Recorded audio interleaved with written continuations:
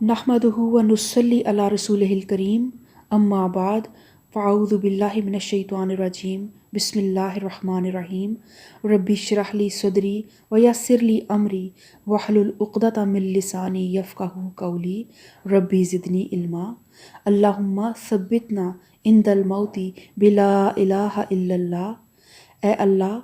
ہماری موت کے وقت ہمیں کلمہ طیبہ لا الہ الا اللہ پر ثابت قدم رکھنا۔ تو رمضان المبارک کے بابرکت مہینے میں اکثر ہماری یہ کوشش ہوتی ہے کہ ہم اپنے جتنے بھی عبادات ہیں، جو ہم نے زکوٰۃ دینی ہے یا جو بھی ہم نے صدقات کرنے ہیں، ہماری پوری کوشش ہوتی ہے کہ ہم زکوٰۃ ان کو رمضان المبارک کے مہینے میں ادا کریں تاکہ ہمیں زیادہ ثواب ان کے ادائیگی سے ہم کما سکیں، کیونکہ جو عام مہینوں میں کسی بھی صدقے کا یا عبادت کا جو ثواب ہوتا ہے، رمضان میں اس کا ثواب 70 گنا تک بڑھ جاتا ہے۔ اس لیے بہت سے لوگ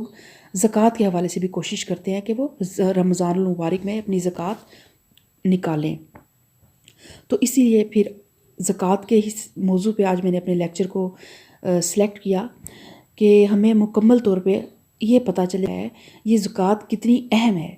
اور اس کے بغیر ہمارا دین مکمل نہیں ہوتا۔ اور زکوٰۃ جو ہے وہ اسلام کے 5 بنیادی اراکین میں سے ایک ہے، اور اللہ تعالیٰ نے قرآن پاک میں 26 مقامات پر زکوٰۃ کو نماز کے ساتھ ایک ہی آیت میں بیان فرمایا ہے، جیسے کہ اللہ تعالیٰ کہتا ہے وَأَقِیمُوا الصَّلَاةَ وَآتُوا الزَّکَاةَ وَارْکَعُوا مَعَ الرَّاکِعِینَ۔ اور زکوٰۃ کے لغوی معنی جو ہیں وہ نمو اور زیادتی، یعنی نشو و نما اور زیادہ کرنے سے ہیں، اور طہارت، پاک کرنا، تزکیہ کرنا، یعنی کہ زکوٰۃ دینے سے ایک تو ہمارا مال پاک ہو جاتا ہے اور اس میں اضافہ ہوتا ہے، اللہ تعالیٰ اس کو نشو و نما دیتا ہے۔ اور اسلامی روح سے اصطلاحی معنی یہ ہے کہ وہ مقررہ مالی حصہ جو اللہ تعالیٰ نے مستحق افراد کو دینے کے لیے ہر صاحب نصاب مسلمان پر فرض کیا ہے۔ تو اللہ تعالیٰ قرآن پاک میں فرماتا ہے یا ایھا الذین آمنوا ان کثیرا من الاحبار والرہبان لیأکلون اموال الناس بالباطل ویصدون عن سبیل اللہ والذین یکنزون الذہب والفضة ولا ينفقون فی سبیل اللہ فبشرہم بعذاب علیم۔ اے لوگوں جو ایمان لائے ہو، ان اہل کتاب کے اکثر علماء اور درویشوں کا حال یہ ہے کہ وہ لوگوں کے مال باطل طریقوں سے کھاتے ہیں اور انہیں اللہ کی یاد سے روکتے ہیں۔ دردناک سزا کی خوشخبری دو ان کو جو سونے اور چاندی جمع کر کے رکھتے ہیں اور انہیں خدا کی راہ میں خرچ نہیں کرتے۔ ایک دن آئے گا کہ اسی سونے چاندی پر جہنم کی آگ دہکائی جائے گی، اور پھر اسی سے ان لوگوں کی پیشانیوں اور پہلوؤں اور پیٹھوں کو داغا جائے گا۔ یہ ہے وہ خزانہ جو تم نے اپنے لیے جمع کیا تھا، لو اب اپنی سمیٹی ہوئی دولت کا مزہ چکھو۔ اور یہاں پہ اللہ تعالیٰ کی راہ میں مال، ایک تو ہم صدقات اور خیرات کرتے ہیں، اور یہاں پر خصوصاً زکوٰۃ، کیونکہ سونے اور چاندی انہی چیزوں پہ زکوٰۃ جو ہے وہ ہم پہ لگتی ہے کہ ان کی نصاب جو ہے وہ ادا کرنا ہوتا ہے زکوٰۃ کا۔ تو جو لوگ پھر سونے اور چاندی کو جمع تو کرتے ہیں لیکن اس پر سے زکوٰۃ نہیں دیتے، ان کے لیے ان کا مال، یہی مال جو ہے نا دہکایا جائے گا، اور اسی مال سے پھر اسی سونے اور چاندی سے پھر ان کی پیشانیوں کو اور ان کی پیٹھوں کو داغا جائے گا۔ تو اس آیت مبارکہ سے ہمیں زکوٰۃ کی اہمیت کا اندازہ ہو گیا، اور زکوٰۃ مکہ میں فرض ہو گئی تھی، البتہ اس کے تفصیلی احکامات سن 2 ہجری میں مدینہ میں نازل ہوئے۔ اور زکوٰۃ کی فضیلت یہ ہے کہ زکوٰۃ ادا کرنے والا ایمان کا ذائقہ چکھتا ہے، اور زکوٰۃ اللہ کے قرب، رضا، دیدار اور اس کی رحمت پانے کا ذریعہ ہے،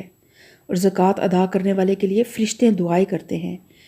زکوٰۃ ادا کرنا گناہوں اور خطاؤں کو مٹانے کا ذریعہ ہے، اور اس سے مزید نیکیوں کے دروازے کھلتے ہیں۔ یعنی اللہ تعالیٰ آپ کے لیے ایسے اسباب مہیا کر دیتا ہے، مالی طور پہ تو آپ کو اللہ تعالیٰ نشو و نما دیتا ہی ہے، لیکن آپ کی دین کی طرف، نیکی کی طرف آپ کے دروازے کھولتا ہے، اور زکوٰۃ ادا کرنے سے مال میں اضافہ ہوتا ہے۔ زکوٰۃ مال کے شر کو ختم کر دیتی ہے اور اس کی حفاظت کا ذریعہ بنتی ہے، اور زکوٰۃ کی ادائیگی آگ کے عذاب، قبر کی حرارت اور بری موت سے بچاتی ہے۔ زکوٰۃ ادا کرنے والا قیامت کے دن صدیقین اور شہداء کے ساتھ ہوگا، اور زکوٰۃ ادا کرنے والا قیامت کے دن کی گرمی اور اس دن کے خوف و غم سے محفوظ رہے گا، اور زکوٰۃ ادا کرنے والے کے لیے جنت کی بشارت ہے۔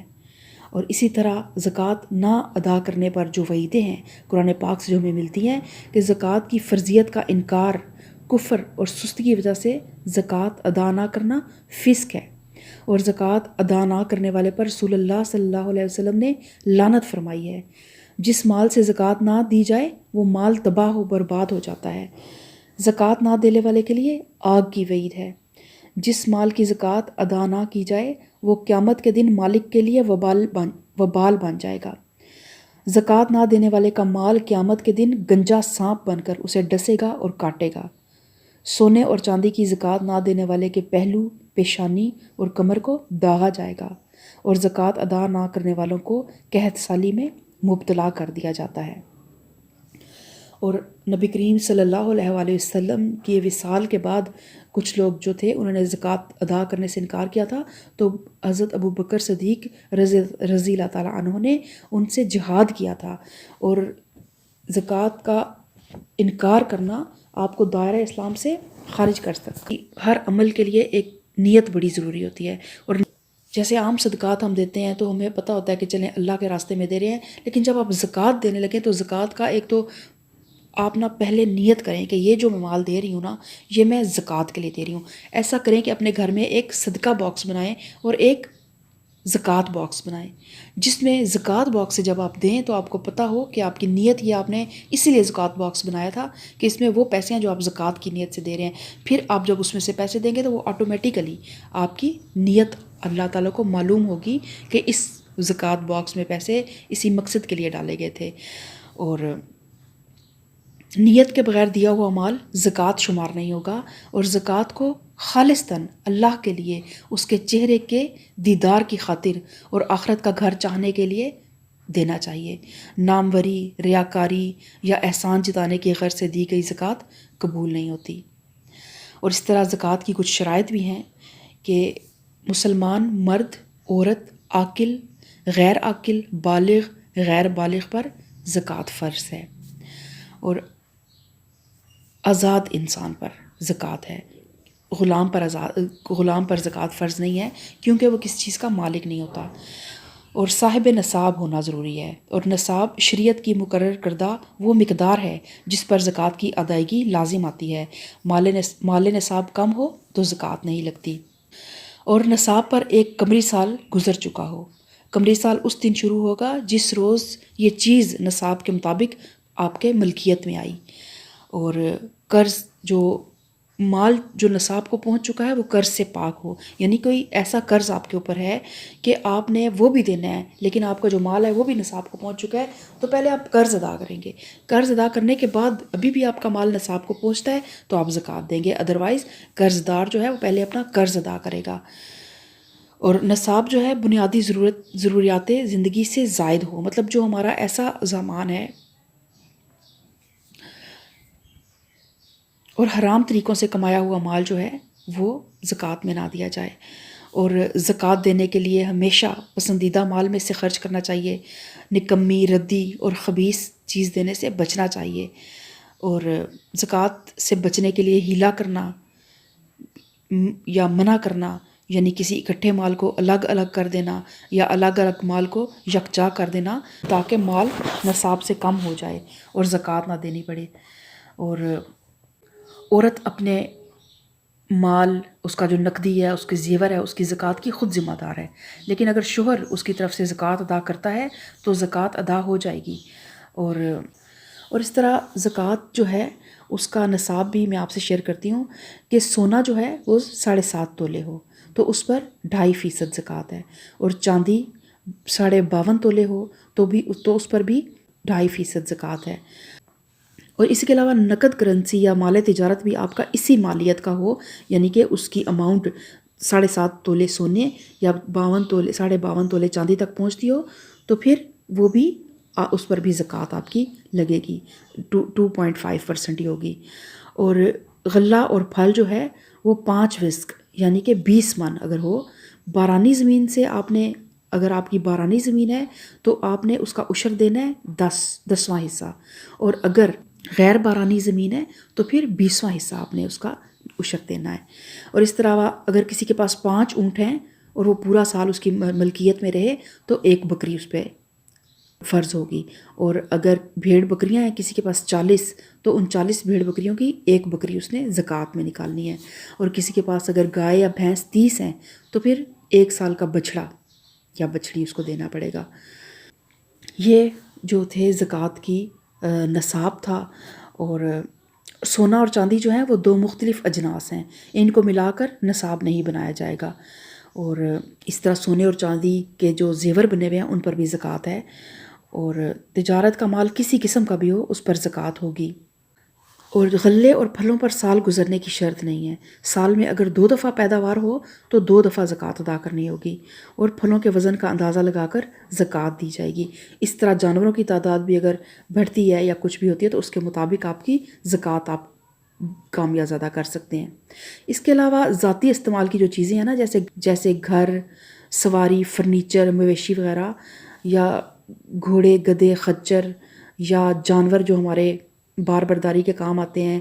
آلات تجارت، دکانیں، ٹیکسیاں، لوہا، تانبا، پیتل، یہ سب چیزیں جو ہیں ان پر زکوٰۃ نہیں ہے۔ اب ہم زکوٰۃ کے مصارف کو بھی ڈسکس کر لیتے ہیں۔ تو قرآن مجید نے زکوٰۃ کے 8 مصارف بیان کیے ہیں، یعنی کن لوگوں کو آپ زکوٰۃ دے سکتے ہیں۔ ان تمام مصارف میں زکوٰۃ تقسیم کرنا ضروری نہیں ہے، ان میں سے آپ کسی ایک کو بھی دے سکتے ہیں۔ تو سب سے پہلے آ جاتے ہیں فقراء، تو جو اپنی ضروریات کو پورا کرنے کے لیے مطلوبہ وسائل سے محروم افراد۔ ایک تو پیشہ ور فقیر ہے نا، جو بلا وجہ جن کو عادت پڑ گئی ہے، لیکن وہ لوگ جو ان کے آپ اللہ تعالیٰ قرآن پاک میں کہتا ہے نا کہ آپ ان کی چہروں سے ان کی حالت کو پہچان لیں گے، جو لپٹ کر سوال نہیں کرتے، لیکن وہ ایک سفید پوش طبقہ ہے، بلکہ سفید لوور مڈل کلاس، تو ان لوگوں کو اپنی آپ زکوٰۃ دیں۔ اس کے علاوہ مساکین، جن کے پاس کچھ مال تو ہو مگر اتنا نہ ہو جو کفایت کر سکے، مطلب کوئی لوگ ہیں جو بیچارے بظاہر کچھ حالات بہتر بھی ہیں لیکن اتنا مال نہیں ہے جو ان کی کفایت کر سکے، ان کے اخراجات زیادہ ہوں اور افراد خانہ بھی زیادہ ہوں لیکن آمدن کم ہو۔ اور اسی طرح جو لوگ زکوٰۃ وصول کرنے والے ہوتے ہیں ان کو بھی، جو یعنی زکوٰۃ کی وصولی اور تقسیم پر جو لوگ مامور ہوتے ہیں ان کا بھی حصہ بنتا ہے، ان کو بھی دی جا سکتی ہے۔ اور تالیف قلب کے لیے نو مسلموں اور اسلام کے لیے نرم گوشہ رکھنے والے غیر مسلموں کی دلجوئی اور تالیف کے لیے۔ اور کسی قیدی کو، پہلے تو غلام ہوا کرتے تھے، تو آج کل آپ قیدی کی، کوئی بے گناہ قیدی ہے جو بے گناہ دھر لیا گیا ہے، غریب ہے، کوئی اس کے لیے اس مقدمے کو چلانے والا نہیں ہے، تو آپ اس قیدی کی رہائی میں اپنی زکوٰۃ کا مال لگا سکتے ہیں۔ مقروض جو ہے اس کا قرض ادا کرنے میں، مصیبت یا زدہ یا جن پر تاوان وغیرہ پڑ گیا ہو، ایسے لوگوں کو ہیلپ کرنے میں آپ اپنی زکوٰۃ دے سکتے ہیں۔ اس کے علاوہ اللہ کے دین کی سربلندی کے لیے کی جانے والی کوششوں میں، خواہ جہاد ہو یا قتال ہو، اور جہاد بالقلم ہو چاہے جہاد بالعلم ہو، جیسے اسلامی جو ہیں تھاٹ کے جو بھی ادارے ہیں جو دین کا کام کر رہے ہیں ان کو آپ اپنی زکوٰۃ دے سکتے ہیں۔ اور مسافر اگر کوئی شخص ہے اور وہ سفر میں کسی مشکل میں گرفتار ہو گیا ہے تو اس کو بھی آپ اپنی زکوٰۃ دے سکتے ہیں۔ اور زکوٰۃ کے جو غیر مستحق لوگ ہیں ان میں والدین، بیوی اور اولاد، اس کے علاوہ مالدار اور تندرست آدمی، اور بنو ہاشم اور بنو مطلب، اور کافر اور مرتد۔ تو یہ جو تھے زکوٰۃ کی تمام ڈیٹیل تھی۔ تو اللہ تعالیٰ ہمیں توفیق دے کہ ہم اپنے مال سے اتنی محبت نہ کریں کہ اس مال کو پھر اپنی جہنم میں، اپنے لیے اس مال سے ہم جہنم کا سامان تیار کریں۔ دیکھیں، ہر انسان اپنی جنت اور اپنی جہنم خود بناتا ہے۔ وہ جو دنیا ہے وہ بھی شاید اس پہ ہم نے خود، جیسے ایک پلاٹ لیتے ہیں نا تو پھر ہم اس پہ اپنے گھر خود تعمیر کرتے ہیں، وہاں بھی وہ جگہ ہے، لیکن اس جگہ کو اپنے لیے آپ نے جہنم بنانا ہے یا اس جگہ کو اپنے لیے آپ نے جنت بنانا ہے، یہ فیصلہ آپ کے اپنے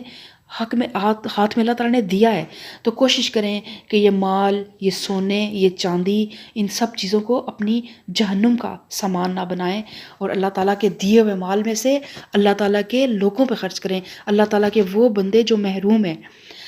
تو اللہ تعالیٰ ہم سب کی صدقات کو، ہماری سب کی عبادات کو، ہمارے سب کے زکوٰۃ کو اللہ تعالیٰ قبول فرمائے، آمین ثم آمین۔ سبحان ربک رب العزت عما یصفون وسلام علی المرسلین والحمد للہ رب العالمین۔